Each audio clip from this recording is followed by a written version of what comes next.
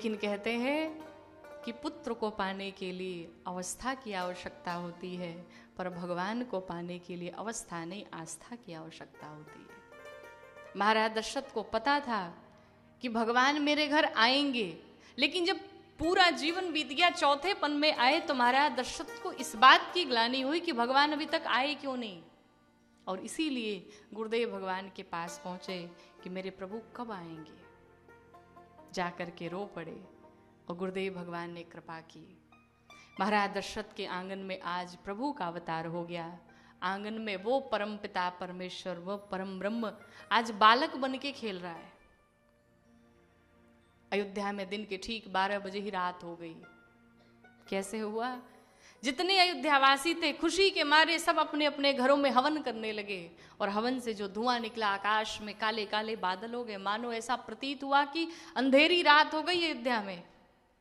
भगवान राम से मिलने, दर्शन करने रात्रि देवी आई। कहा, प्रभु आज मेरी आंखों से 2 प्रकार के अश्रु निकल रहे हैं।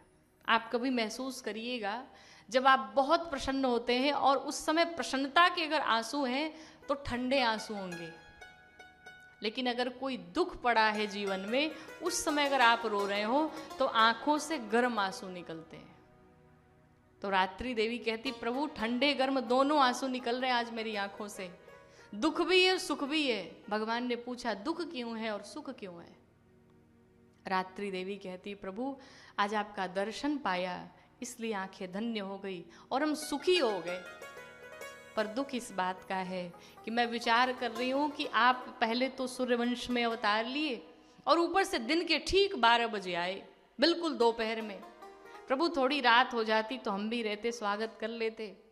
भगवान ने कहा, जाओ तुम्हें वरदान देता हूं, अब की बार तुम्हें दिन में आया, पर प्रॉमिस करता हूं अगली बार आऊंगा तो रात के ठीक आऊंगा 12 बजे। और जब भगवान कृष्ण का अवतार हुआ तो ठीक रात्रि के 12 बजे हुआ। रात्रि देवी को भगवान ने विदा किया, तब तक चंद्रमा आ गए।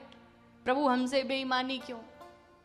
सूर्यवंश में अवतार लिया और जब हम नहीं थे तो आप आए।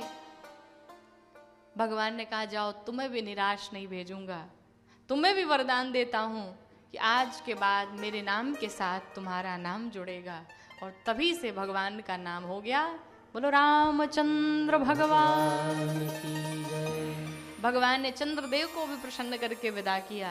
इधर सूर्य भगवान ने देखा, हमारे वंश में भगवान का अवतार हुआ है, चल के हम भी तो दर्शन करें। जैसे सूर्य नारायण आए, मन में विचार किया 2 मिनट देख करके चला जाऊंगा।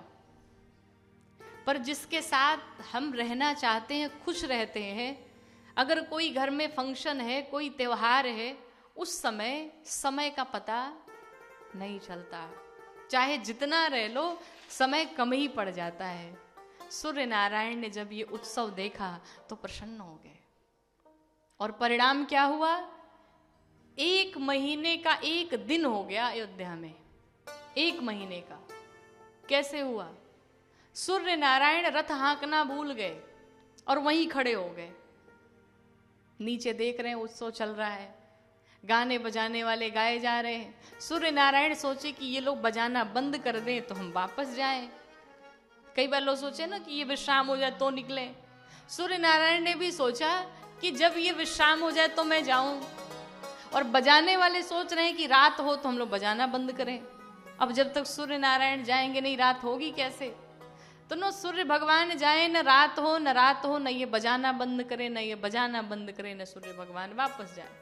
देखते देखते 1 महीने का 1 दिन हो गया अयोध्या जी में। 1 महीने तक लगातार उत्सव चलता रहा।